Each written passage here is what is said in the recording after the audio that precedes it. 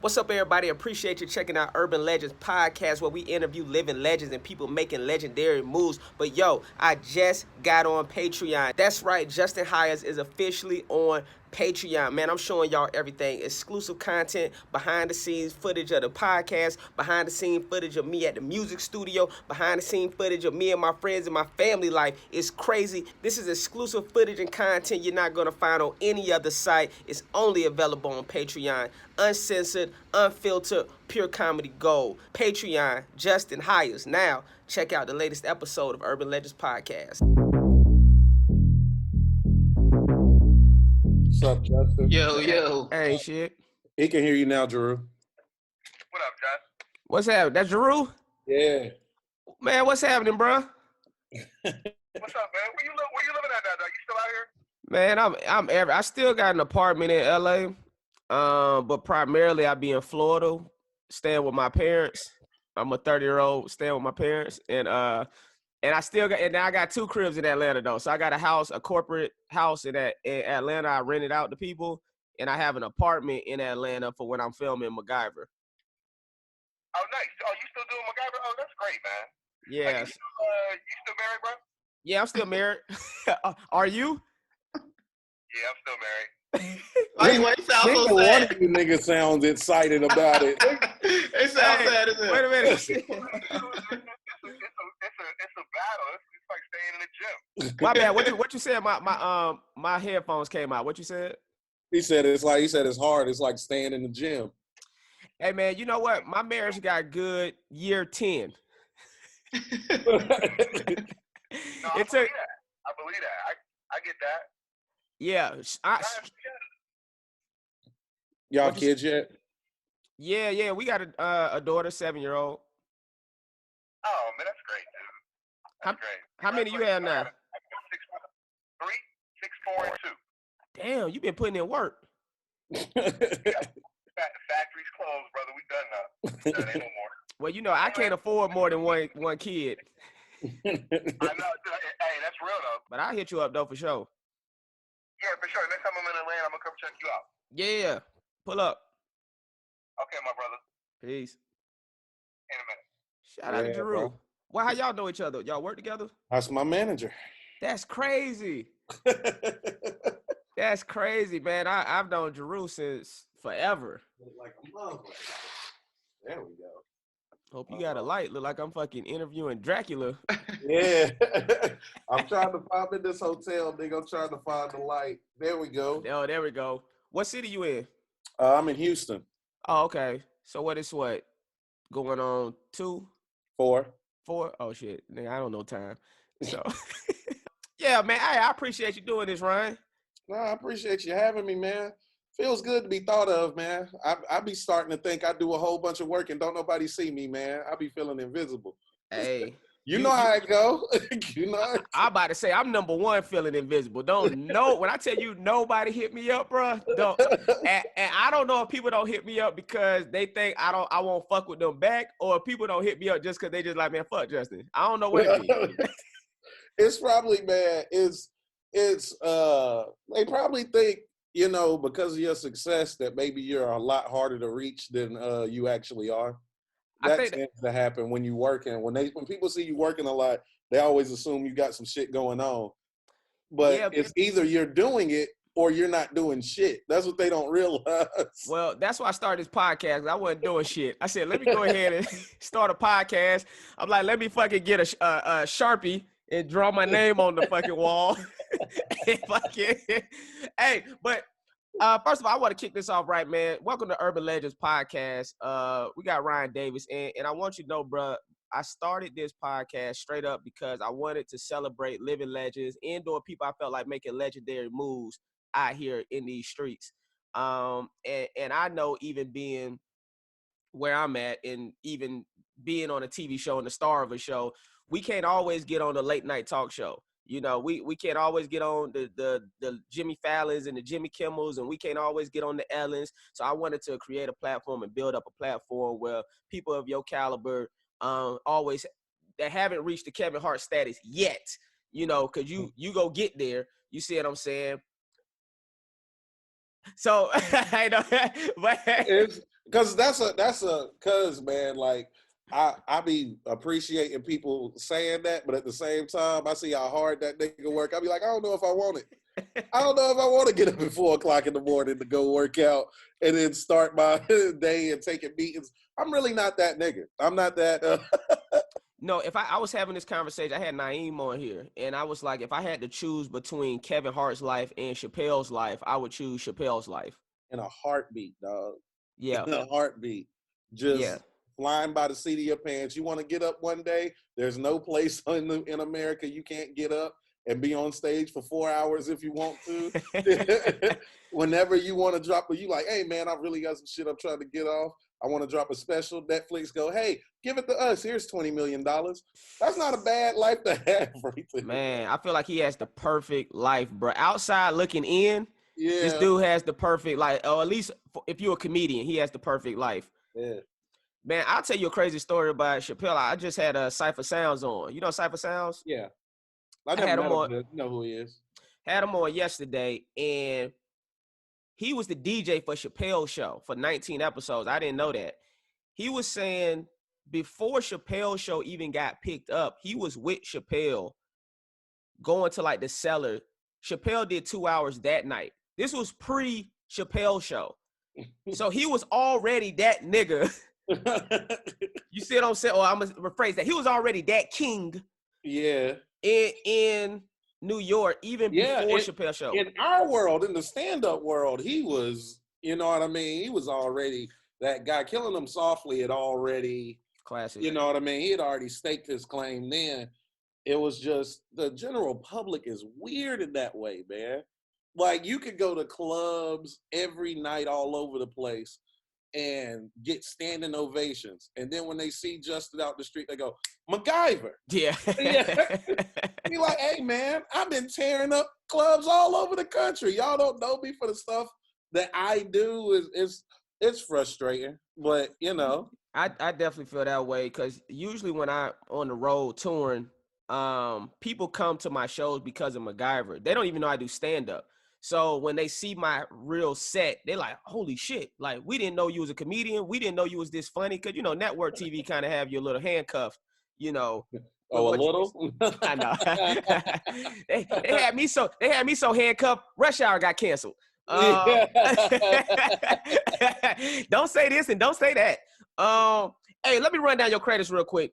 Facebook, 2.1 million followers. YouTube, all due offense, 122K subscribers. IG, 422,000 followers. All Deaf Comedy, Curb Your Enthusiasm. You know, I want to get into your backstory and your come up and talk about all that, man, because I feel like people hearing your story is going to inspire a lot of people and give people tools and tips to accomplish the things that you accomplishing out here. So first off, where did you grow up, and were you always like that funny dude with your friends and peers? I've been meaning to ask them for the longest. Because I don't know. I really don't know if these niggas thought I was funny. I have no idea. Because I wasn't a class clown. I grew up the middle of 7 kids from 2 strict parents who were poor, and they didn't have time to be answering no calls from teachers or to be coming up to the school and getting you. Like, if my parents had to come to school to get me in the middle of the day, that was my last day at school. That was it. I don't know how you're going to get back, son. I have no idea how you're going to get back. I'm only had 1 trip.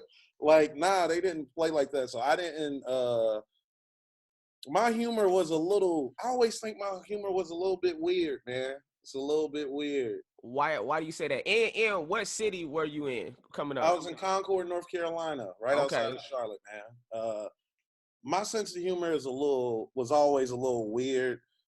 Cause kids, like, when they would roast, they'd be like, you fat head, oh, you big head. Well, I was never that guy. I'd be like, man, I get to eat dinner with my dad. How about you? I'm that dude, right? Like, so straight up. My humor was always a little different. It was always, I think people were like, hey man, he's trying to hurt me, or is this a joke? or is this real? Like I think my sense of humor just didn't register with my age group for a long time, and then we got older, and I think everybody caught up. Nah, you know what? People used to say that about me, and that's why I don't actually roast people. Like, that's why you've never seen me on roast battle or anything like that, because, you know, people be like, Justin, you just hurting people's feelings. And I'm like, it's like, oh, well, I'm going for the juggler. Fuck them. You know, shit. Your daddy ain't shit. Your mama a whore. You know what I'm like, why'd you have to say that about his family? He talked about my shirt. Right. So my shirt doesn't mean anything to you guys. That was me. Like, I thought that was equal. Y'all didn't think that was equal? Straight up. They be like, Ryan, your shoe's ugly. Your kid is ugly. I saw the baby pictures. Your baby looked terrible. Right. Like, Ryan, why would you say that? Because they said they didn't like my shoes. Hey, man, you can't talk about a man's shoes. Right. You know what I'm saying? And see, I grew up, I didn't have no Jordans growing up. Man, I didn't get Jordans until I was the star of Rush Hour. That's when I was like, I finally feel comfortable to spend my money on some Jordans. Show you how frugal I am with my money. Right, I didn't buy Jordans to my first tour. I couldn't buy. Wasn't none of that. Now I got so many pairs of Jordans, Air Force Ones, and Tims. You would think somebody told me I would never have them. I was like, yeah, it's too much, bro. It's too much. But you know, we live. Or have you made it past that? And you're like buying the stuff that you could never have, and that is it out your system yet? I think it's out of mine. Yeah, it took longer than I thought. all I really wanted was, I guess, yeah, I bought some J's, and that's really about it, man. The only thing I really spend my money on now is like property. That's like that's kind of like what I'm spending my money. So the house I got out here, that's property. You know, I'm looking into getting something else out here. But yeah, man, that's the only thing. And the only other big money I've spent, like when they say like, what you spent your money on when you got some money, it really was IG ads for my music. You know what I'm saying? Like promoting my music. That's really all I really spent my money on. I spent money on promoting shows and food. Straight up. that was straight up though. Because people don't know the importance of promoting, man. It's almost like a lost art that people don't really realize. You listen, once you get money, you realize the easiest way to make money is to spend money. Straight up. So that's what, you know, whether you learn how to use your money to do it, or if you get really good at it and learn how to use other people's money to do it, that's the name of the game, man. You learn financial literacy is definitely a lost in our community, man. We don't know nothing about it. The rappers rap about everything but how to keep money. Most of them spin it. Yeah, that's all they rap about. They literally, none of them ever like talked about it till like Hollywood Divorce, when 3 Stacks was like, promise me you'll invest 3/4 of it all. So what? So your kids can have some cheese. But look, by the time he rapped that, he had been famous 20 years. Right. Right. He gonna get in the game, but he getting out the game. Right. And now you tell me that, Andre? Like after I done seen you with buffalo fur pants and buffalo fur. Nigga had alpaca sweaters. Yeah. When did you learn financial literacy? Whenever my homegirl was like, my accountant was like, nigga, where your money go? Damn. And I was like, oh, that's a good question. I should probably start keeping track of that, shouldn't I? Matter of fact, I'll let you keep track of that if you want to. She was like, I have to, because I think you're gonna die. I think you're gonna lose all your shit. Yeah, I don't think you know how to take care of yourself. I was like, she was concerned. Nigga, how do you go from hundreds of dollars to thousands of dollars but still have a check-to-check mentality? That is incredible, dog. It was incredible. I couldn't get out of it. It's a trap. It is a trap, bro. Okay, so you funny, you don't, but you know you funny, but your friends don't know you funny. How did you know you was funny though? I knew I was funny the older, like I said, when I got older, I noticed people laughed a lot more. Okay. Especially when I talked about serious things. I think my gift isn't necessarily humor, it's like deductive reasoning. I can explain something to the lowest common denominator, no matter how complex that is.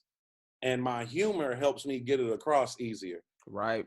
Yeah, I think that's more the gift than the humor. The humor is like God just made me look and sound funny, and the stuff that I say just ends up being funny because it's coming from me. Well, I think a lot of the great comedians is that way, what you just explained. I mean, if you think of a Chris Rock or a Chappelle or George Carlin, that's what they're able to do. They're able to explain things and simplify it and almost be like, damn, yeah, that do make sense. Why I ain't think of that? Like, so I was reading an article, and I think you coined yourself a school bus terrorist. Bruh. Bruh. What you meant by that?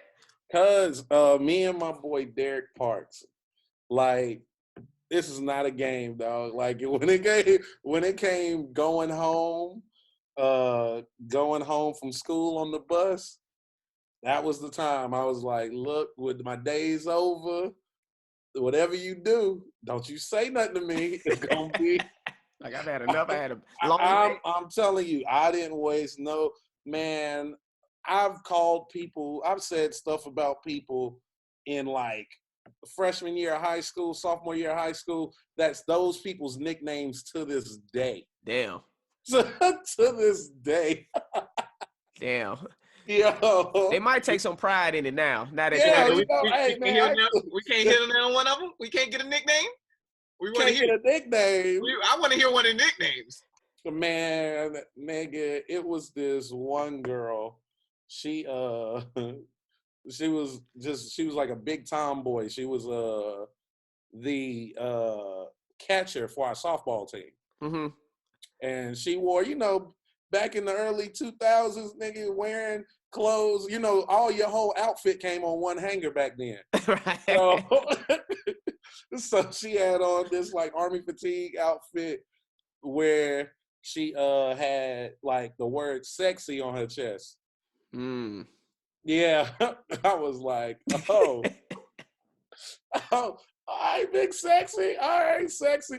Literally called her sexy every day throughout class, throughout everything.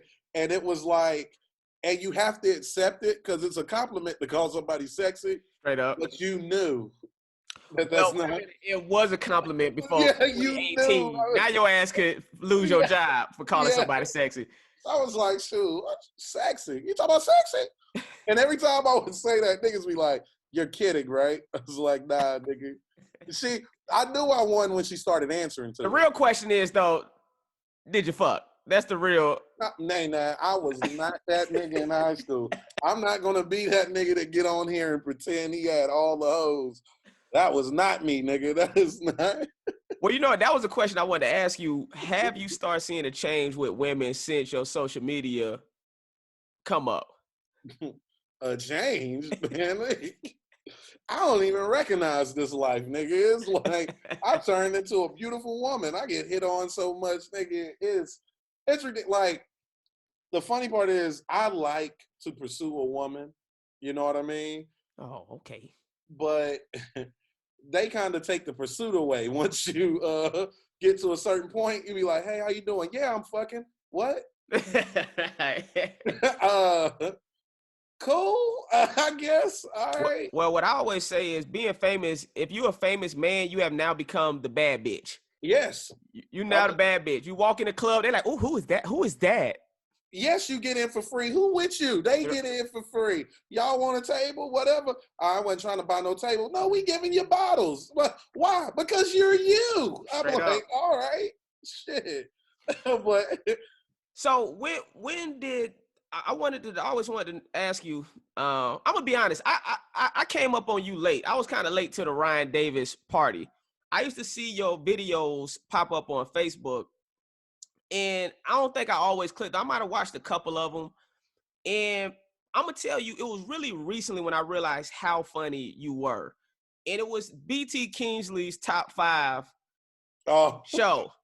And so our homeboy BT Kingsley got a show, and he had a screening in LA. I was out in LA at the time, and I went to the screening. It was the first it was the episode that he was screening, and you came on the screen. I'm talking about everything you saying hitting. I'm murdering. And I was like, and I'm laughing. You know, comedians, we could be snobs. Yeah. That's funny. We go, that's funny. But I'm actually laughing. So if I'm actually laughing, I'm like, oh, this nigga got it. so that's what I was like, yo, this nigga funny. And then that's when I kind of did more of my homework on you, because like I told you one time at the Comedy Store, you know, I'm writing Half Baked 2 at the time. And I was like, yo, he'd be great for this character. But anyways, that's when I realized, I was like, yo, this dude Ryan is funny. I wanted to know for you, what came first? Was it I want to pursue stand-up, or I want to put out content online? Oh, wow. That's a good ass question, Justin Hyatt. I've done several interviews. I don't think I have been asked that one. You made me sit back and go, damn, what was it? Hey, all right, so it was the content thing. I think I always wanted to make dope content. I think I wanted to like screenwrite and things of that nature. Dope.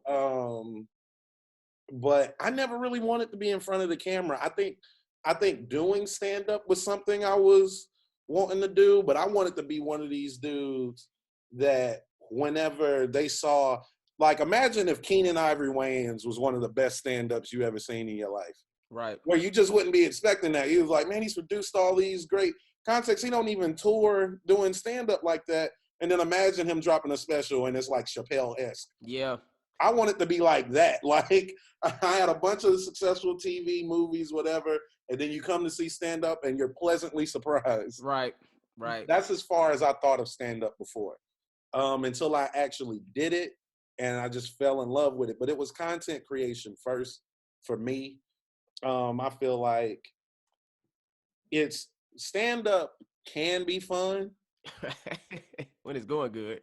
Yeah, but it can be fun. But sometimes you don't want to have fun with it. Sometimes you like, hey man, I got some shit I want to get off of me and put on y'all so y'all can take it home with y'all. It's very therapeutic. Yeah. They're like, hey man, I ain't come here to hear all your problems. Yeah, but I'm glad you did. Y'all have a good night. I'm out here, everybody. Niggas go home sad. I feel so much better. What year was that when you put out your first piece of content? 2011. Yeah, I always tell people on all these podcasts when I'm interviewing somebody from social media, that was my biggest regret, because I was on YouTube early. Like, I had shit go viral early. I'm talking 2009. Yeah, you gave up on it. And I gave up because at the time it was an online comedian versus stand-up comedian war going on in the comedy community. I ignored them niggas. Like, you was right. You was correct. Because I was a stand-up comedian, because I stopped doing content, right? Because I was poor, broke the camera. You ain't got a camera. Because phones wasn't doing it yet. Right. You know what I mean? So broke the camera, your whole career is over. I didn't have no money to go get no other camera. And nigga dropped the camera like, oh no. Yes, career ends right there. That's the end of your digital career right there. Yep. So I got on stage in 2013, and I became a stand-up. And I mean 100% became a stand-up. That's all I cared about. That's all I wanted to do. That is like now at the top of my, you know what I mean, goals list, to be all-time great at that. And I ended up missing doing content. And I turned into one of them niggas that was like, man, these social media niggas, da-da-da-da-da. But I was like, because I was like, you respect the craft. I don't care what you do, just respect the craft. Everybody should try stand-up. Everybody should try it. But I don't think you should take opportunities away from people who make a living doing it. Right. Just so you can see if you can do it. Right. But at the same time, if you can fill a room full of people who's coming to see you based off of your social media, they probably wasn't stand-up fans to begin with. And that's what they have to understand. If you're building a fan base from social media, understand that your performance doing stand-up will probably be what people judge going to stand-up comedy shows based off of. Right. And if you go up and stink up the joint instead of going, I will never go see this person again. People love to go, I'll never go to a stand-up comedy show again. Or I won't go to watch any of these new cats or new people just because somebody you saw bomb in 2015, you don't want to go see Ryan Davis or Justin Hires.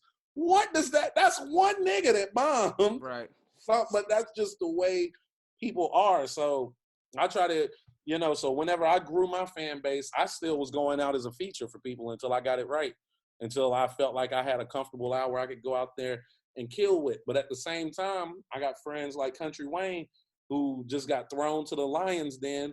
But who am I? At the time, I think he had 8 kids. Damn. Who am I to tell a dude with 8 kids not to take this $4,000 to go do this, to stand on stage and talk for an hour? Straight up.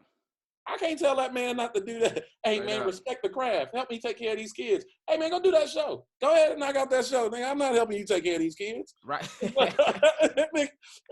the show. I'm not, no. Who were you featuring for when you started featuring? I mean, I've opened for Jay Farrow. I've opened for Joe Mackey and Lachlan Patterson and Finesse Mitchell and Sean Jones and D.S. Sanders and I remember Brad Williams, little Brad Williams. Yeah, I did his for him podcast. one time. Now, man, there's a lot of mainstream. I was doing a lot of mainstream clubs. That's another reason niggas didn't know me. Right. Isn't that crazy being mainstream clubs, which is the goal? Right. You make it to the goal and niggas be like, I've never heard of it. Well, I feel that way being on network TV. Like, I'm working backwards because it's like I'm trying to get my black fan base. Black people don't know who the fuck I am. They're like, who the fuck is Justin Hyatt? Ooh, there go DC. You see what I'm saying? They don't know who I am, bro. So that's why. You talking about the dude who was on multiple network television shows? That nigga. You know what we all moved to LA to do? The nigga that did that? Oh, yeah. Ain't it weird? It's so weird, dog. It's so weird. It's very weird. So when did you feel like you started gaining your comedy voice and start getting consistently good with stand-up? Oh, man, that was more recently, man. I thought I was, like, people would say I was good or whatever, and I get it. I was good for whatever place I was at in my comedy career. Right. I'm only 7 years in.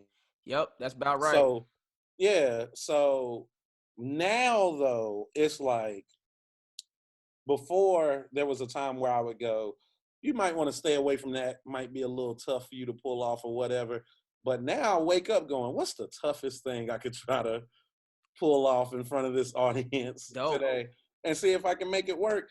I'm fearlessly me. I was fearless. That's what made people I think that's what made me resonate. People resonate with me is the fearlessness of my content. They knew whenever I was going to drop a video about something that I wasn't going to pull no punches. And in the industry, that's a terrible idea because you work with everybody at some point. Right. But I was out here pulling no punches. I was like, whatever. It wasn't until, and that's the funny part too, when you're on the side of throwing punches and haymakers at everybody, and then you get into their position and realize, hey man, these are regular people and they deal with some fucked up shit. And what you doing to them is pretty messed up, man. So you don't really see me punching people out on social media no more, man, because it's like, I realize, hey man, they probably been dealing with people telling them they suck in their DMs all day. Right. People blowing their horns at them, sticking their middle finger at them. They like, man, I just need an escape from my life. And you go to Facebook and you see me killing you. And 1,000 comments are going, ha, you right. That nigga do suck. I was like, I'm not helping anybody's like mental stability at all. Now I'm gonna tell you, I feel bad now. So I was just talking to my assistant Lee, and I just started back doing videos on like Instagram, Yeah. and like showing a video and I talk about it. I mean, literally like last week. Yeah. It was a nigga crying on camera that the Falcons lost. Yeah. And I did a video about it. Sniped him. I sniped him off in a video. You know what I'm saying? And then he all in my DMs. Oh, I'm on your ass, Justin Hyers. In the video, I said, don't come for me. Come for Lil Duval first. He the one that posted the video. I got the shit from Lil Duval page. So don't come for the lesser famous nigga. Go for the big dog. That's what they love to do. But in that moment, what you were just saying, I was like, you know what? He might have been struggling in life that day. I don't know. But I think he's a comedian too, and I think that's a gag he does. But I don't know though. And so now I'm like, so now I feel kind of that's something you learn too. That's something you learn too. The research, you know what I mean? To do a little bit more research. Before the video, before I do the video. Yeah, you just before you do the video, because you don't want to be like, look at that nigga's hands. Why your hands like this? He was like, I survived a house fire. I lost my mother and my father. And thanks for pointing that out. You be like, oh shit, let me get this video off the internet. Depends on how many views it got. I'll be honest with you. I've done that too. I was like, oh, I'm terrible for this. But it is really doing numbers right now. What do you do? How do you go about picking your topics then? Now it has to interest me. Okay. It has to interest me. It's sometimes people make enough requests where I'll do it just because this is what they want to see. But at the end of the day, I can tell when my heart ain't in it, and it ain't as funny to me. It may be to the general public because they can't tell the difference in when we trying and when we ain't. Straight up. I know some of them be like, yeah, we can. No, you can't. No, you can't. Because y'all have loved some of my most beloved videos is somewhere I was mailing it in. That's what Tony Baker said. He said the same thing.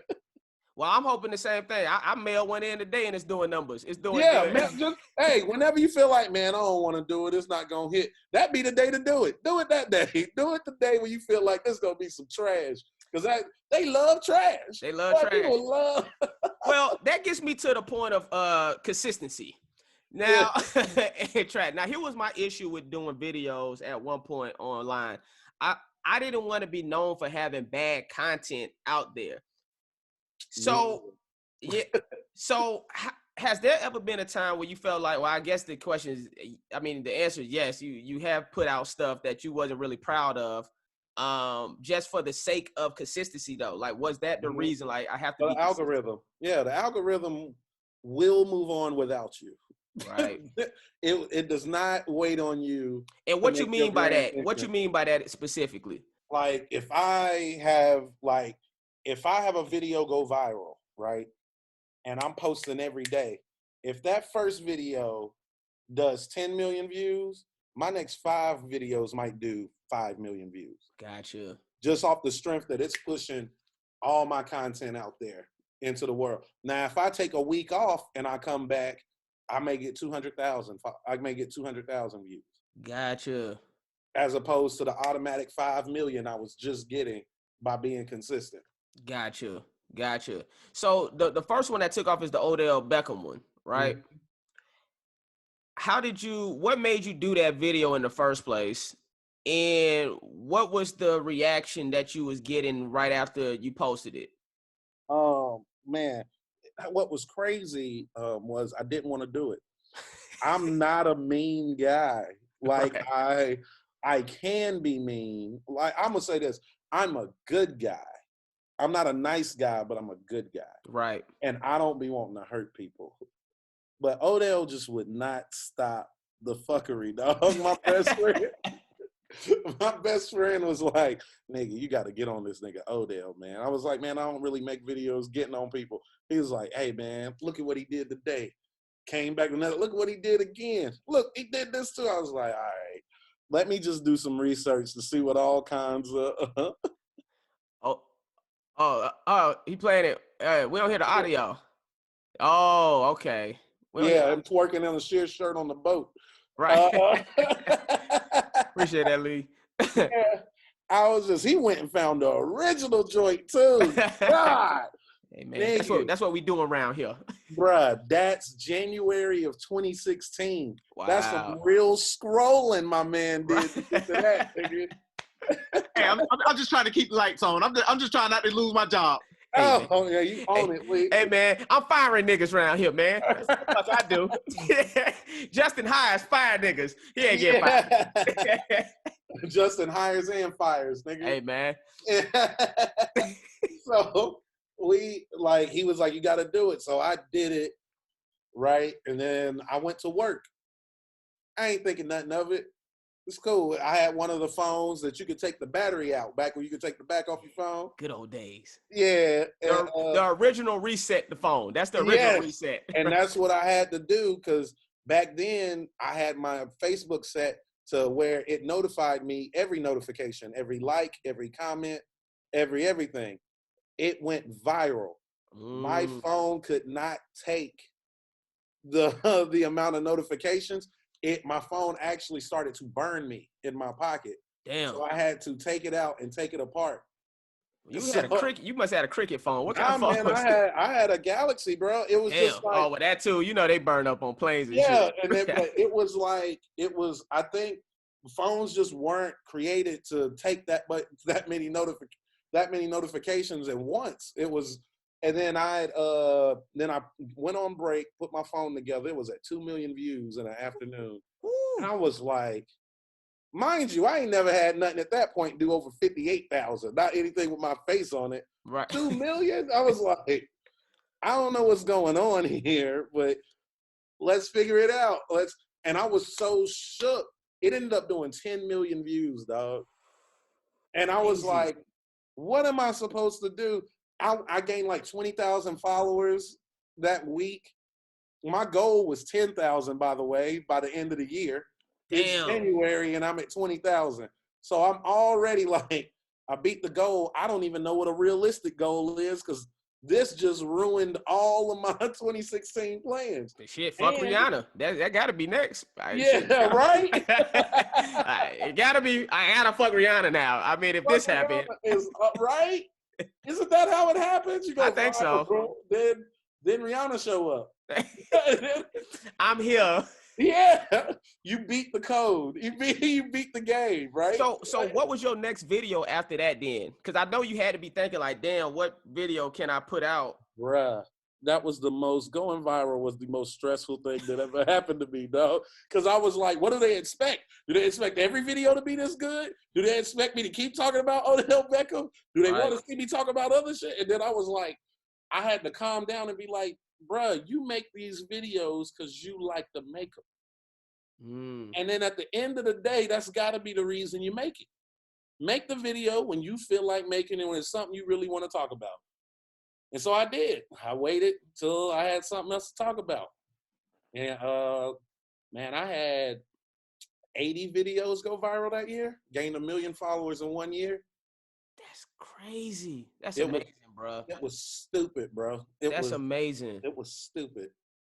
Man, I mean, shit, I'm blown away by that, bro. You know, and I think the best thing about that is, like you say, you know, it's crazy because you basically said two different things though, which is you waited to make something you was passionate about, but then also earlier we was on some make shit even when you don't feel like making shit. Yeah, because this is the thing people got to realize too.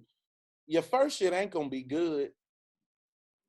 Right. Even that Odell Beckham Jr. video that did the 10 million, it is poorly edited. The timing on it is terrible. Like, I look at it now and be like, God, I really got over with that video.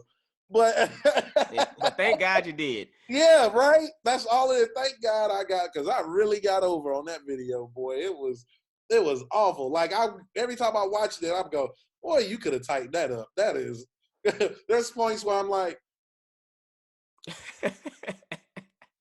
I was like, bro, you cannot be staring in the camera that long with no words. And people accepted it, though. They accepted it. They just wanted content. That's what I'm telling you. People sometimes just want content from you. Right. If they rock with you, they just want content from you. So whatever it is that you give them, they grateful, man. When people, that's the thing about having people who really rock with you. when people really rock with you, you can sit around and talk about tuna. If they really rock with you, they interested in your thoughts about tuna. I love tuna. Yeah.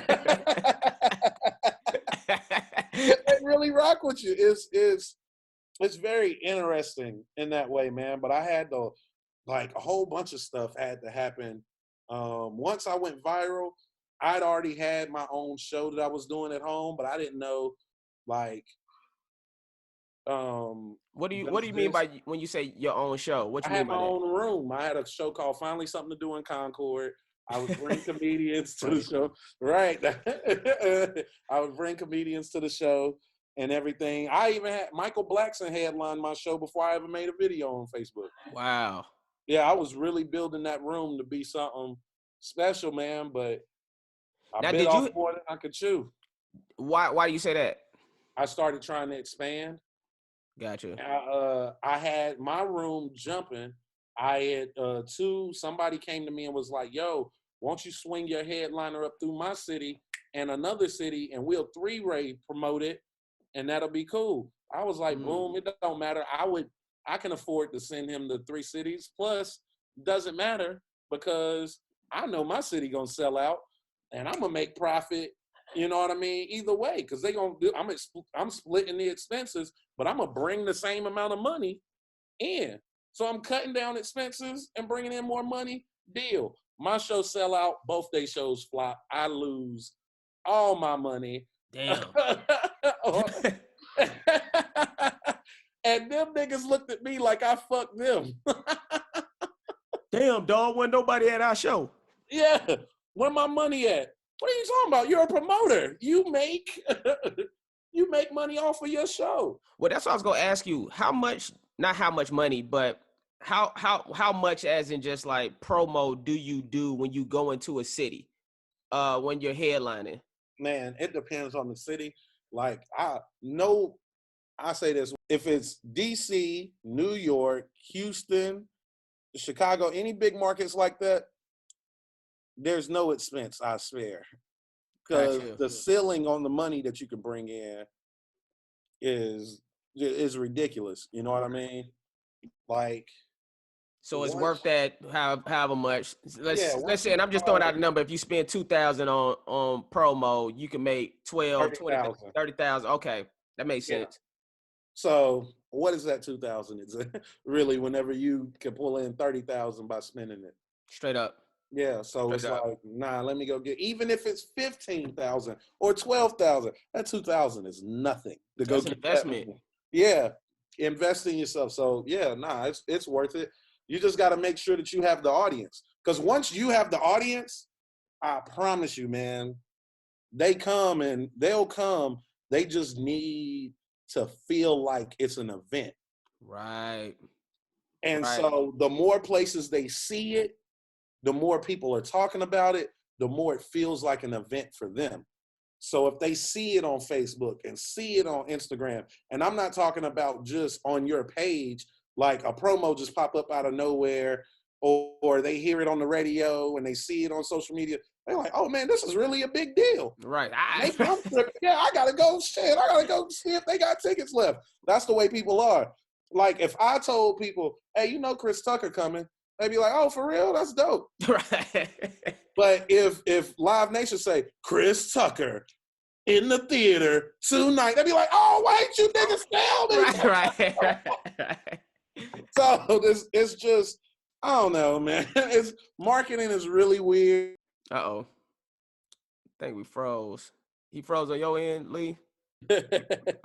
Oh, you back. My bad. I see you. You went away for me for a second. Yeah, he was still clear over here. I don't know what's going on. Zoom heard us giving away secrets. They like, oh, they're on touch. Right. They nobody advertising. Cancel these niggas. Hey, so what made you post your first video, the one that went viral on Facebook versus YouTube? What was the thinking behind that? And when did you start the transition to putting videos on YouTube and Instagram also? Well, 2011, I started on YouTube because Facebook didn't always let you do it. They just let you post your YouTube video onto Facebook and people would just have to share it that way. I realize now that I've just been doing everything wrong. But that's the beauty of doing it. You learn as you go. Man, like Facebook, people don't really like watching long content like that. YouTube, they'll watch a movie on YouTube. Right. They don't care. Your content can be 3 hours long. They be like, man, I bet this is gonna be fire. Right. Well, they do that with Joe Rogan interviews. Yeah, you know? they really. I'm telling you, YouTube. If you ever on you making a YouTube video and you go, oh, this is too long. That means you know nothing about YouTube, because nothing is. You think they don't have the time, nigga? They got time. They do. Facebook, people watching at work. They're cubicle. They pulling up the tab, and they need it to shoot back down real quickly. So your quick videos work. You know what I mean? And then yeah, and YouTube and Facebook work well on computers. You know what I mean? Where Instagram, it was like phone or bust. You know what I mean? Right. But Facebook, nah, man. Every morning you get the touch. How many people would you think are on Facebook, you know what I mean, during the day while they're at work? Well, I'm gonna guess a lot. Yeah, you see what I'm saying? Right. So that's prime. Really, Facebook was the greatest channel on television. Well, it is the greatest. I mean, cell phone in general. I mean, everybody is on their cell phone looking down. People even have like something playing on their TV and they still looking down at their cell phone. Right. It's the best channel. Hey, and I'm talking to you on a laptop. I don't fuck around, bro. This is to be taken seriously. And my bad. I'm listening. Nah, but if you take it seriously, it works for you, man. I was putting in 16 hours a day. 16 hours. And what were you doing in those 16 hours? Research. Like let's say somebody had a haircut, right? And I was like, it looked like Grace Jones in Conan. I'll look through every Grace Jones Conan photo of that haircut until I find the one that I had to have a picture or video for every single joke that I had. I had to research every single part of the story when I found a video, or if it was something going on. I looked at TMZ, I looked at Bossum, I look at Shade Room, I look at everybody's stories. I go look and see what they said on Twitter, so whatever, anything that I can use to talk about this. And then Facebook had it this way. They don't do it no more, but they used to on Facebook. You go to the search engine and hit search. It'll tell you the top 10 most talked about things on Facebook. Oh, I remember that. Yeah, they don't do that anymore, huh? Man, I wish, bro. Oh, it killed me. I was like, I just picked one of these 10. Hell yeah. Yeah. Nah, bro. It's all strategy, man. I know some people get it off because of luck and things like that, but for me, I'm not a fly by the seat of your pants kind of guy. Like, when it comes to my career, every step is with purpose. Straight up, bro.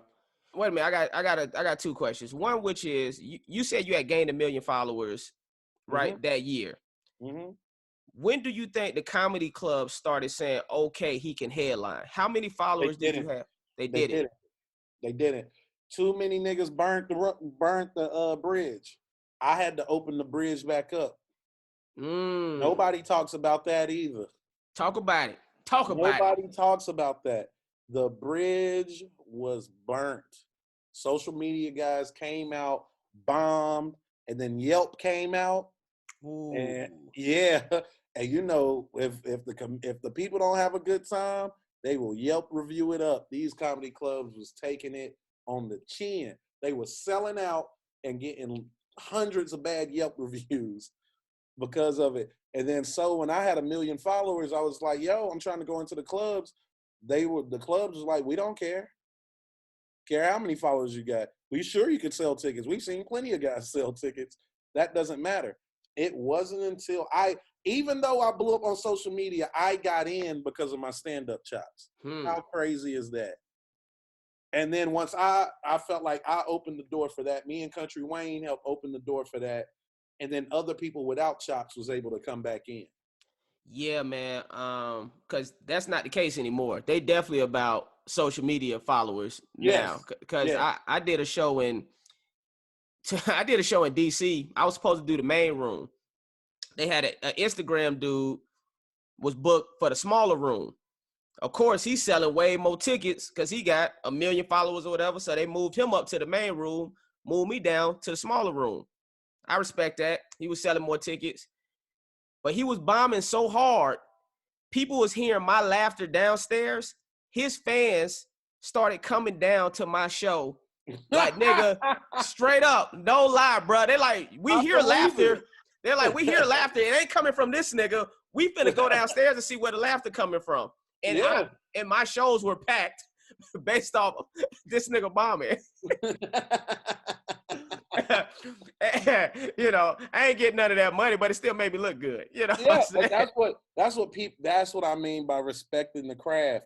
You done had these people spend $25 a piece. They filled up this room with 250 people to all hate that night. Right, You they know what I hate mean? you. They hated When that nigga that night. Yeah. When those 250 people could have learned who Justin Hires was. Right. Straight up. That's what these clubs have to realize. These clubs have to realize, because they've been in the game for so long, you know, they realize people come and go, but it would be in their best interest to try to find the people who will work forever, to try to find the next Legendz. Because if we're the next Legendz and you did right by us on the way up, we're going to do right by you whenever we get up. Like, it doesn't, a lot of the clubs, like, once you reach a certain amount of popularity, it don't even do you no good to do clubs. You can just four-wall a theater or something like that and get your money and leave. That's what I had George Wallace on, and he was saying that's what he did for his casino show. Yeah. Everybody thought it was a residency that, you know, he was working for the club. He four-walled that for 10 years getting that bread. Yeah, you just four-wall it. And really, so I really come back to the clubs only because y'all did right by me. Right. You know what I mean? And once y'all stop doing right by me, which, you know. Hey, explain four-walling for people that don't know what it is. All right. Four-walling, all right, let's say you have a following on social media, right? You can come in, you can go do a comedy club, which will legitimize you in the eyes of people who care about that type of thing. Where they'll come in and say, hey, you know, we'll guarantee you, let's say, $300. We'll give you $300 to do the show here, but we have these expenses. We're selling your tickets at $25 a piece. We have these expenses to keep our lights on. After we pass that amount in expenses for like to pay our staff, the lights and all of that, we'll split all profits 30-70. You know, and you get 70% of the door after expenses. Right. Which is cool. Some people, depending on your selling power, you can get 90%. Right. Yeah. If you Kevin Hart, you can get 100% and the parking. Right. Damn, and the parking. Yeah, they want Kev in their club by any means. They'll take just saying that you had Kevin Hart at your club will get other people to come to your club weeks after. Straight up. That. You know what I mean? So that's a residual effect. You don't mind taking a loss on Kevin Hart coming to your club. Have you ever had a club stiff you on money? They all do. Guaranteed. Look, I could fill the room up with people wearing "Who the hell is Ryan Davis" shirts. And they're going, I'm glad I paid this money to come see you. Every last person stay at meet and greet. And then when you go break up the money at the end of the night, they'll be like, we had 20 comps. Who did you comp that had a third of mine already? And how did you know them? Why would you comp them if they're obviously a fan? Listen, nigger, we got it under control. We know what we're doing. I've sold out whole weekends and been like, yeah, we comped like 20 people at each show, man. It was like 100 tickets. So think about this: 100 tickets at $25 a piece. If I'm getting 80%, they just fucked me out of $2,000. Damn. So, yeah. So That's how it gets bad like that. But when you don't have those issues, when you're four wall. And what do you mean by four wall is you go into a city, you look up performance places, and you pay to rent it out. You pay whatever it takes to rent it out. That's your stuff up front. That's all your expenses up front. They'll provide the sound, or if you have your own sound, that's great. They provide lights, seating, all that stuff. And you go in and you get 100% of the door. Is that what Kev on stage do? A lot of people do. Kev didn't do it when he was doing the church run. Okay.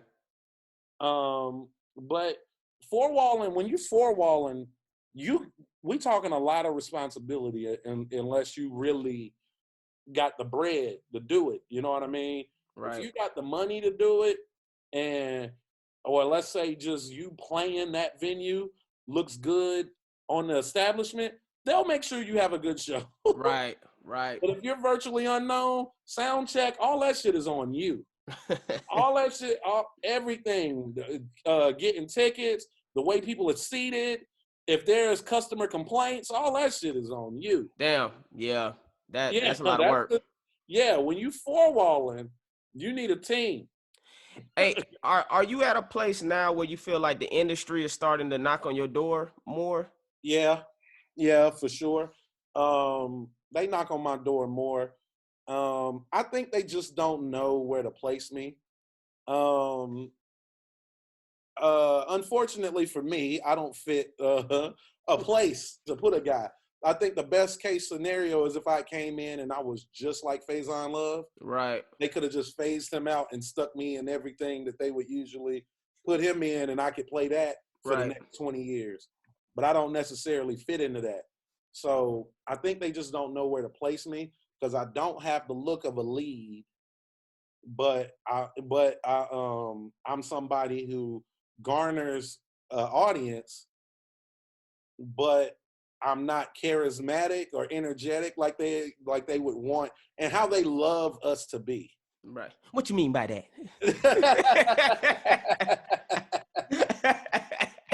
Now what you talking about, Ryan? Yeah, so you can do that. So I suck at charismatic, bro. But that's the funny thing about you because you have a chill, laid back persona, but talking to you do come across like you feel with energy though. Isn't it crazy, right? It's I don't know how I'm getting this to work. I wish I could be like, yeah, man, I studied hours and practice hours in the mirror to be able. I think I'm so lazy and not wanting to work out so much that I was like, before I move to give you energy, I'll learn how to give you energy with my voice and eyes. Hey, that's a whole nother level of lazy. Goddamn. Yeah, I don't think I'm that good. I think I'm that lazy. For real. It's just but you have to learn because with stand-up, you gotta make a show. It's a show. It's a performance. Nah, I was writing down talent. I'm gonna tell you what I told somebody a long time ago, because you said you don't have the typical leading man look. Yeah. I was doing the Cbs Diversity Showcase in 2011. So it's me, Tiffany Haddish, London Brown, that's on Ballers, Hassan Minaj, who had a show.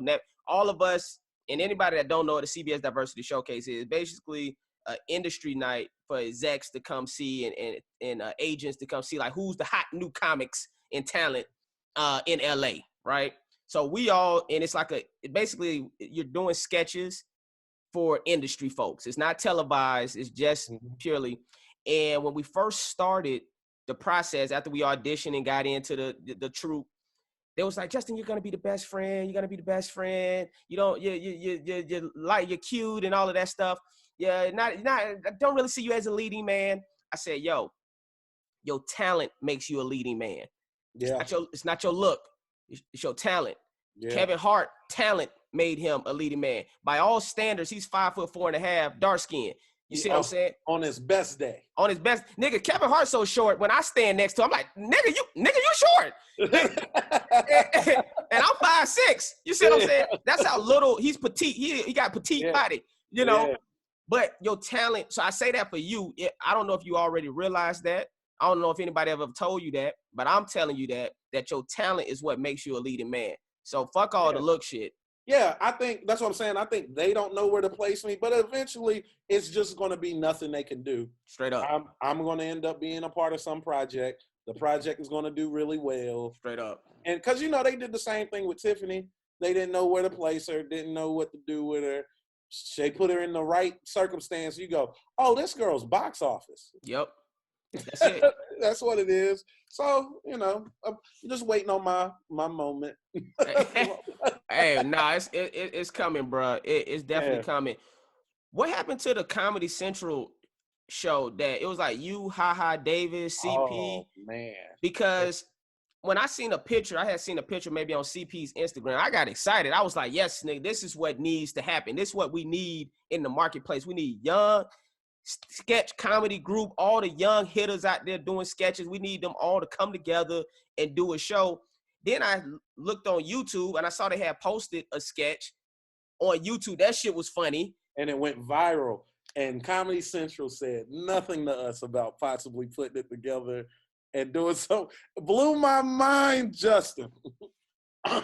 Went viral on YouTube. Went viral on Facebook. Went viral on Haha's page on Instagram.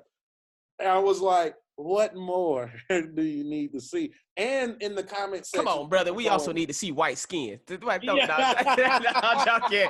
I'm a comedian. Yeah. I'm a comedian, everybody. It was a joke. It was a good joke. Thank you. It was a good, solid joke. That was solid. It made me laugh. We already had this conversation. If it makes us laugh, nigga, it's funny. It's something wrong with you. Because that was good. It was just weird for me because, like, this is what happened. I think the deal was they had signed Haha on to do these deals to do these sketches a long time ago when he was bubbling, because he had pitched like a cartoon to them. They had picked it up or whatever. And they were just like, yo, let's throw some sketches also for our digital space or whatever, right? So I'm guessing the sketch was written a long time ago by CP. Got you. And then it was supposed to be Detroit guys, but one of the guys couldn't make it, and they brought me in. And then we did it, and they allowed us to ad-lib some of the lines. Man, I'm telling you, I did not expect it to turn out as well as it did. That was one of my first times on a real set. Wow. And I was just like, oh, okay, this is what it is. That was my introduction to, production. Like, these cameras are really expensive. These lights are, like, you bump into some shit, nigga, like. You can't drop that camera like back in the day. Yeah, like, I dropped the camera, man. Nah, I dropped one of these cameras. My career is over for real, nigga. Get them out of here. These cameras are mad. It's been the light. Now I realize there's people brought in just to look at you to make sure your shirt looks exactly the way it looked in the previous scene. And I'm telling, that's what made me mad about Tyler Perry movie too. Because I've never been on set and there wasn't a continuity person there. So how are you making $1 billion with no continuity person? This nigga is robbing the game. Love him. Salute to Tyler Perry. Salute to Tyler. Hey, nigga, that's some baller shit you doing. You know what I always say about Tyler? It's like, what do you tell a billionaire he's doing wrong? Right. You see what I'm saying? No matter what critiques and criticism, he like, yo, people are watching my shit. I'm number one at the box office, and I have an island. Fuck you, I'm out of here. Like, I'm sure he's not saying F you, but you get what I'm saying. Oh, I'm sure he's saying it. He said, fuck yeah. In his Medea dress. If we all selling crack to our community, right? Tyler Perry is selling straight baking soda. Nigga. He is getting off. He getting off. He ain't never got a re-up, none of that. Yo, he is straight baking soda, and people are just, whoa, this is the best stuff I ever came across.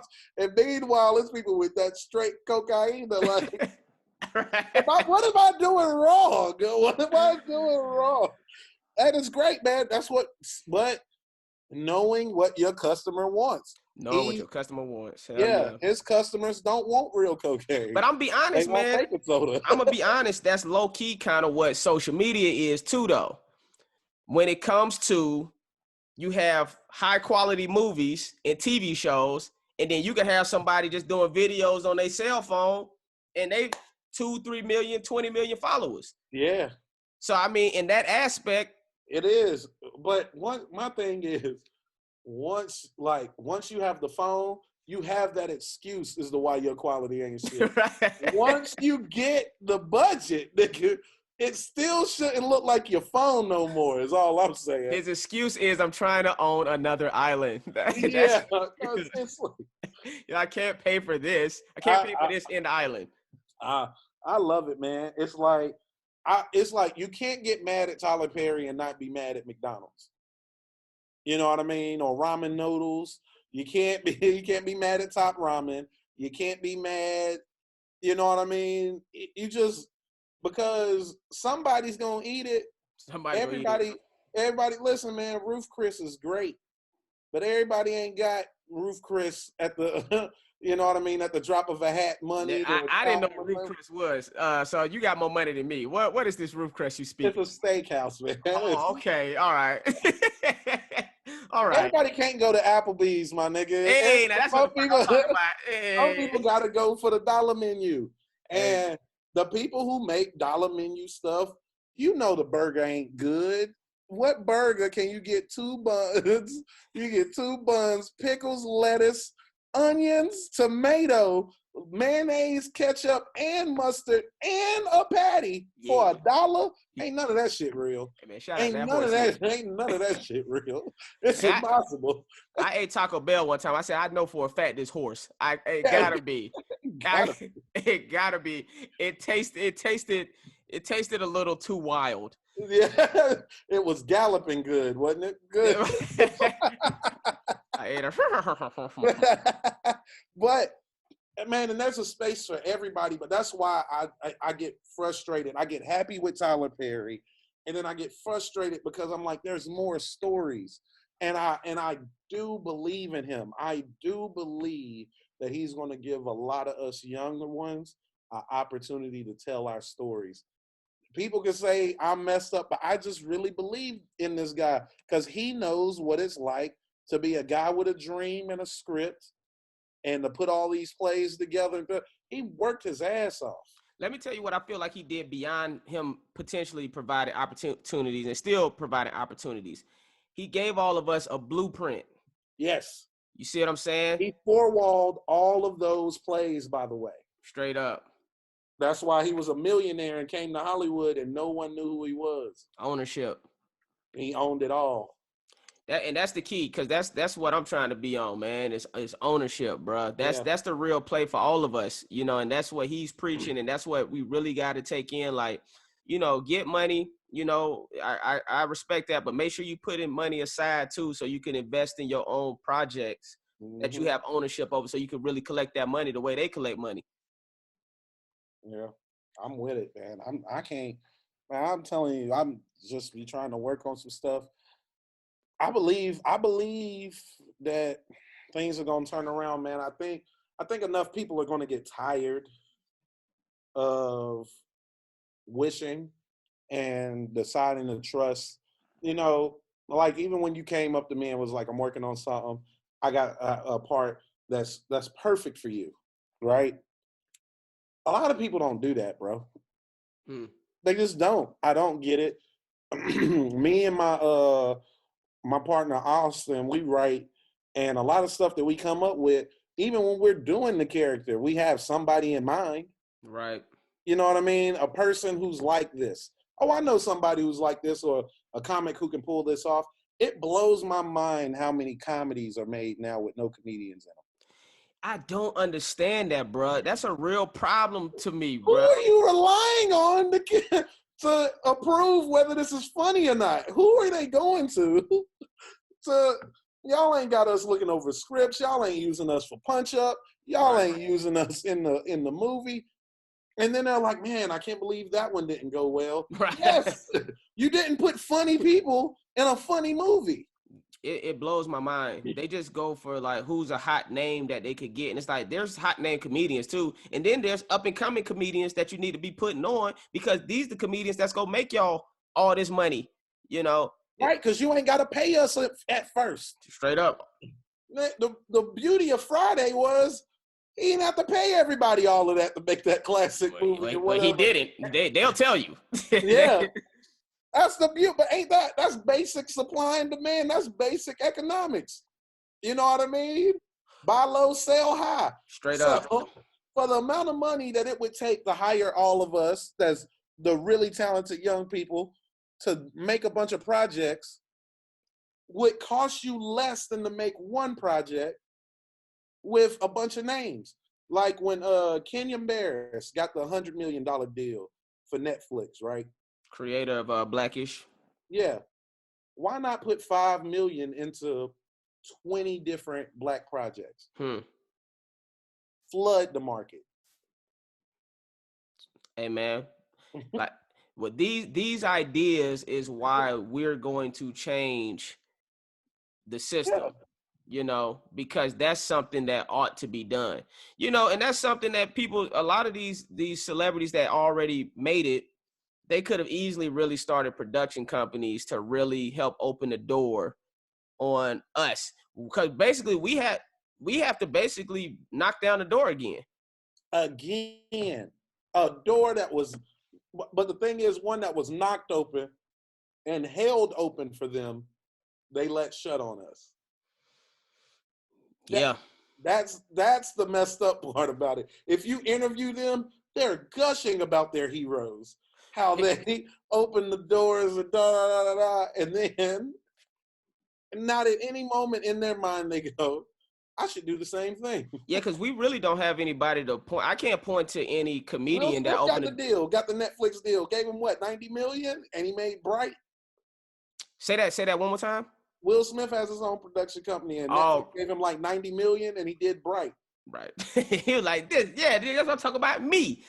Me. It was like, are you gonna put some Black people in it? Aliens. Right. Bunch of nigga aliens. That was the most racist ass alien movie. I was like, the aliens are wearing bandanas and gang clothes. It's like, yeah. Man, I was just like, yo, I gotta make it. That's what it is. That's what I'm saying. I gotta make it to liberate my people. I'm gonna really have the Underground Railroad of entertainment, nigga. I'm just coming back and freeing niggas. That's all. Oh, this is what I gotta get to. This is what I keep forgetting. So you put out a list, right? This was you that put out this list of your top. Yeah. And it wasn't even top. Niggas got so bad. That's all about it. The blowback. Now, I ain't even make the list, but in your defense, I don't think you've ever seen me kill either. So I can't even. I don't know if you ever seen me do like a set. I think you've only seen me like. I haven't seen you do a real set. I've seen you work out. Right, exactly. So, but that even being said, I wanted to know what was the blowback from that, because I just seen a bunch of comedians talking about it, and I was like, these niggas are really in their feelings. Justin, and they didn't know me. Like a lot of niggas was in their feelings who didn't even know me. Why would you make my list if I've never met you or seen you or anything? That's the part that was like, oh, so he only know this person from Jersey or Baltimore. Yes. Right. Yes. That's actually correct. That is correct. That is the only people I know from the city. Why? Because when I come to the city, they show up to my shows and they do guest spots. And I've seen them I've come to their shows and they were killing. So, and everybody that I posted wasn't people who were killing. It was people I feel like you should know. There are 60 young Black comedians. That everybody on the list wasn't Black, but there's 60 young and good talents out here that people should take a look at. Straight up. I was like, here's 30, and this in case you thought we were running out, here's 30 more. How many people you know use their platform to shout out 60 individuals? Not many. Not many. So instead of getting I got way more blowback than praise. I was like, you goofy niggas have never shouted me out. And I've never complained That once. part. I've never complained once because it didn't matter, because it's not going to stop where I'm going. Mm. But while I'm in this position and I got hundreds of thousands of people looking, hey, man, check these people out. I think they're pretty dope. I think they're pretty dope in their own way. See, you know what I be feeling sometimes? I feel like people like us that have good hearts, and because I mean that's part of the reason I'm doing this I'm doing this podcast to shed light on people, right? Yeah. And so it's like I be like, damn, am I gonna make it because I'm too good of a person? You know, because I tell myself all the time I'd be further if I was a bad person. If I wasn't as good of a person, that's what I'm saying. I'm not nice, but I'm a good person. right. If I was less good and more selfish, I don't know, man. Sky's the limit. I tell you this, I'd have a better body.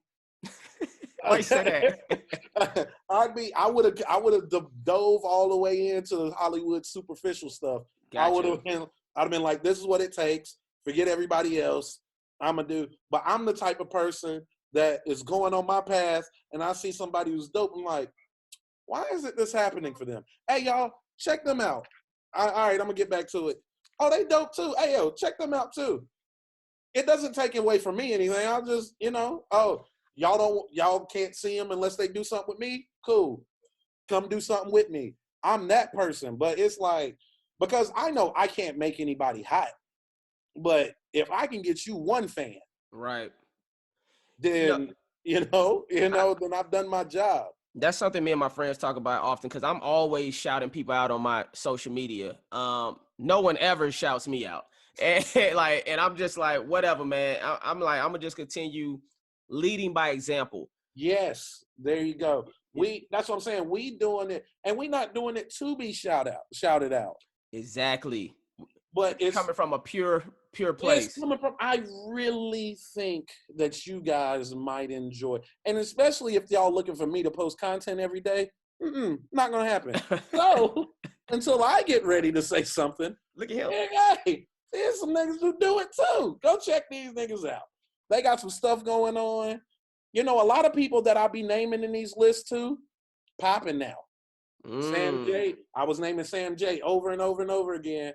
People was like, who? I don't know. What a Netflix special came out. They were like, man, she's really funny. I know. I've been telling you that for well over a year now. Who's your top three? Who's your top three up and coming comedians? My top three, all right, where I describe up and coming is,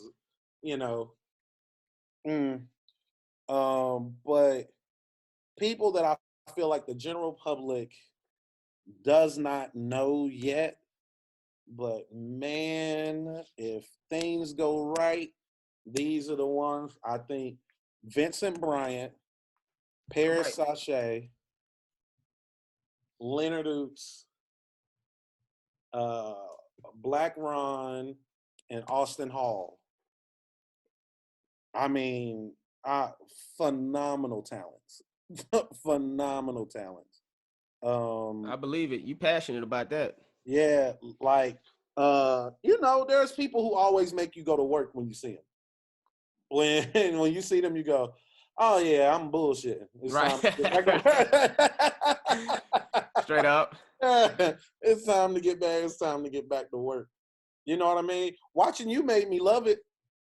I ain't even know if I told you that night. Watching when we was at the store, and I get so into it that I forget that we are supposed to like doing this. Right. We are supposed to be, and it's our expression. It doesn't matter how other people feel about our expression because it's ours. And it's our job to find a way to make it resonate with them. But just because it doesn't resonate with them naturally doesn't mean you don't go up there with it, nigga. You go up there, yeah. Yeah, because anytime for those watching, Justin was like, I didn't even write an end to this joke. And I'm gonna do this shit. Nigga, do you know how bold it is to go into a joke and have no clue how it's gonna end, but be so confident that you gonna make it happen before the end? I was watching this dude Oh, you a pussy. I'm a pussy. Oh, I'm a bitch. But you know that I was like, never again, Justin Hires. I'll never let you make me feel like this again. I'm gonna tell you what it is, bro. It's being comfortable. See, I feel like I didn't discover my voice or find my voice till 8 years in. George Wallace said 7 years in. Yeah. And all it is now I'm at a point so comfortable that I'm like, yo, I know I'm funny. So it's like, whether or not you think I'm funny tonight, I don't give who you gonna tell. Like, who the fuck? You know what I'm saying? So it's like, if you don't laugh tonight, who cares? Now, I know I'm going to get some laughs, and I know because anytime I'm in LA, I'm working on new material. I literally fly out there to work on new material. So anytime I'm out there, that's what I'm doing. Unless you catch me at like the Chocolate Sundays on a Sunday night, then you're actually doing a set. But I'm like, yo, I know some jokes are gonna hit, some jokes ain't gonna hit. This is all new shit that I'm working on. This is what I want to talk about. And, you know, and if you really, really know comedy, you're going to be like, this dude funny. Even if all the jokes wasn't hitting and in this moment, this dude got something. So that's what gave me the confidence to go up there and be like, man, fuck this shit. It was. I was like, Ryan, you out here bullshitting. This nigga running laps around you and your confidence so fake. For real, I was like, this dude. Man, it was, only other person I saw like that, I saw Sidney Castillo tackle it like that, but I think he had an end. I've seen Dave Chappelle get on stage without no end to it and see where the fuck it goes. I seen Bill Burr do it, but it takes, that's what I'm saying. I'm naming rare air, dog. I know, that's why I'm feeling good. Yo, I'm telling you, that is something I was just like, I'd only seen so many, like a rarity, the top level niggas do it, that I didn't know we could do it. That's why I didn't even know we could do that until I saw you do it. I was like, oh, we allowed to do shit like that. But I'm going to tell you who I seen do it too early on is Jerrod Carmichael. Yeah. You know what I'm saying? I seen him be somebody that go on stage and like, nah, I'm just going to throw some shit out. And, you know, if you like it, you do. And if you don't, I'll still get an HBO special. You know, it's like but I'm going to tell you what I learned from Chappelle. I've seen him perform in concert a few times now. Radio City Music Hall. I seen him down here in Atlanta at the Tabernacle. The confidence that he has when he comes on stage, it's even greater than the confidence I saw Eddie Murphy have on his specials. That's how confident Chappelle is. You have to imagine, he got 5,000 to 10,000 people roaring his name when he comes, standing ovation when he's coming out. And he walks out so casual, like, yep, I'm here. You know, this is what I'm doing, everybody. I hope you like my jokes. And if you don't like my jokes, I get 20 million every special. You see what I'm saying? That's what we said. That's the life, dog. That is from out, like you said, outside looking in, that is the perfect comedian life, man. Man, when he came out, I didn't like it. I went to see him in Washington, D.C. And he was masterful as usual. But he was like, I'm too good at this. I'm just too good. He said, there was a time I used to get nervous. Now I come out like, I know this is going to go well. right. Straight up, though. And it made me mad at the time. And then he did the joke about kicker in the pussy. He was like, yeah, I could tell y'all the punchline long before I do it. And I'll still do it. And then he did it and then closed with it. You know what I mean? And then I was like, I hated the arrogance of the statement, but the nigga really is that good. He's so good. And who am I to get mad? That's the insecurity of the comedian in me. What do you mean you're so good? Nigga, I can be better than that. We can all be that good if we had 30 years. No, we can't. No, we can't. Yeah. He's a special, and he's just speaking his truth. No, nigga, I've been doing this since I was 14, and I'm almost 50. Think about that. Think about that. Fire. I'm almost 50. I've been doing this since I was 14. Yeah, I'm really good at this. The only thing I've been doing for 30 years is using the bathroom. And I still ain't mastered that, Justin. So the fact that he mastered nigga checking the drawers at night, like, God damn it, again. I still ain't mastered the shit. But the fact that he's mastered it is man, it's impressive. Getting, you know what I mean, the Mark Twain Award before 50 is insane, right? That's I don't insane. even think, has Chris Rock gotten Mark Twain yet? I don't think so. That's crazy. Chris Spencer gave the perfect analogy for Chris Rock versus Chappelle. He said Chris Rock is somebody that go to the gym and he just working on his shot. And that's why he's so good. He working his shit. He said, and 3-pointers, if we talking about 3-pointers, just throwing up 3-pointers. Chappelle can walk up, turn his back, and just throw it over, swish, hit a 3. You see what I'm saying? They both go hit. Yeah. But one is able to just do it so effortlessly. Yeah. And that's the brilliance of Chappelle. Hey man, we about to wrap up. Hold on. I gotta ask you, where do you want to see yourself 5 to 10 years from now? Ooh, man. That's easy, believe it or not, man, because I really, put my goals out there. My show being its third, going into its third or going into its fourth season. Me about to shoot my second special. And doing my first, not lead, but supporting role in a comedy. Okay. That hits theaters. Okay. First major speaking supportive role where there's a budget behind this movie where people are going, go see this. Not like in select theaters only. Like, no, I'm talking about go like where I actually got paid. I got paid to do this movie. Like I'm co-starring next to Sandler or something crazy. Straight up. Yeah, I want or the Justin Hires nigga buddy cop movie. Whatever. Hey man, let's make it happen, brother. Whatever. Hey, let me tell you something, man. I appreciate you coming on, man. Like I said, I created this platform to celebrate people I consider living legends and people I consider making legendary moves out here. You a king, bro. I just want you to continue being great, continue being on your journey. Everything that you want to accomplish, you will accomplish, bro. I have no doubt in my mind, bro. And I'm here whenever, man. Always feel free to reach out to me. You know what I'm saying? And, I just want to, and I appreciate you coming on. Man, I appreciate you having me, man. There was no way. I'm on vacation. I done told everybody no on everything, but I was like, nah, bro, I gotta do this with my boy Justin, man.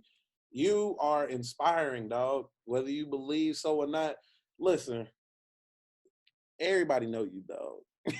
Everybody, nigga, I'll be out there in LA, nigga. Your name come up. Everybody knows you. I don't know why niggas is like, this Keith, you know how he is. Yeah, but everybody. Do they be talking shit? Is it positive or they be talking shit? Everybody, according to everybody, you're their guy. Well, Justin Hires, that's my man. Yeah, Justin, So for you to say, I was like, I thought this nigga was best friends with everybody. Let Hollywood tell it. Don't nobody hit me up. No. Yo, don't nobody hit me. Everybody like, that's my guy. That's my man. But what it is I'm cool with everybody. Yeah. But nobody actually like reaches out to me at the same time. You know what I'm saying? I think niggas just don't get it. They just don't do that. But I think it's what you said earlier. Like, I think people think I'm busy and I may not be as accessible as I am. And I started in the open mics with everybody out there, man. So I'm like, we all peers, Man, did you ever get hit with the passive aggressive, oh, here come the nigga who made it?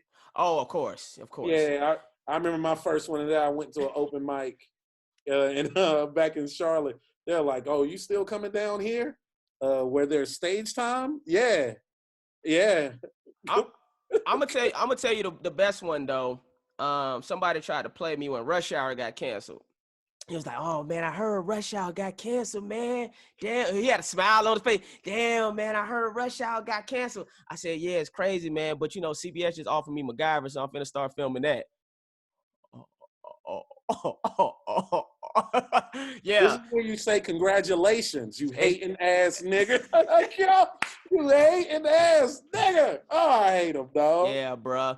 Also, I was on an episode of Insecure. He didn't say that while he was telling y'all about my credits. Just want to let y'all know, 2 of the shows I was on this year was nominated for an Emmy for most. Curb Your Enthusiasm. Let's talk about that real quick before we get out of here. How was Insecure and how was Curb Your Enthusiasm? I love both of them shows. Those 2 of my favorite shows. Insecure, I'd never seen so many black people on a set in my life. It was unbelievable, and it was great to see black people telling black stories, because I've auditioned for stuff where they were like, where the wording was like, this is obviously supposed to be a black person, but it was not written by a black person because niggas don't talk like this. So it was good seeing Insecure in a way that you could tell that that's not a problem going into that show. Everybody goes, no, this is what black people talk about. The story we're telling, the black people talk like this.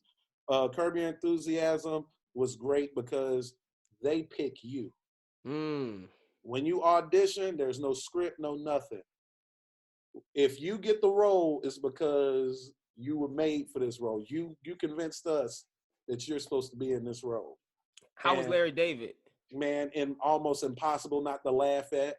I don't know how I was keeping a straight face, dog, because I didn't go to acting classes and stuff like that, so I don't have a lot of practice of watching one of the funniest people on earth make faces like 2 feet in front of you after saying something racist.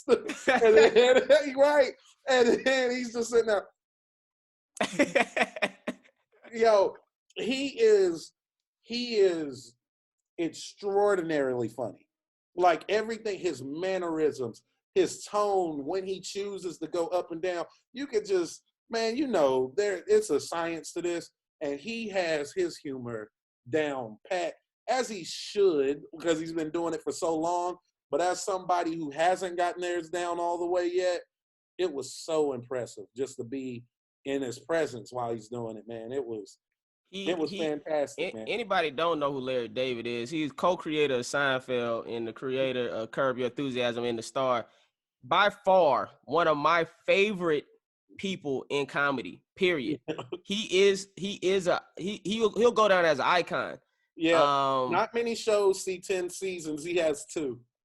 2. That's crazy. Think about those residual checks. Bro, this dude's just eating. Yeah, bro. He'll never go broke. Man. Yeah, now that's a legend for sure. Anything else? What else? Anything else you wanna shout out or let people know where to find you? If you getting hold of this and you're listening to this because you follow me, make sure you follow Justin, man. There'll be more dope conversations. I'm sure he'll have many dope people on here. Many of the people who I would tell you guys to go check out. Justin's a good dude, and I'm sure his ear is to the street even more than mine because he's been out in these Hollywood streets longer than me. So if you enjoyed this conversation, all I ask is to listen to other conversations. And if you follow me, tell me which episodes to check out. You know what I mean? Because I love stuff like this. And, I think Justin's somebody y'all really need to get to know.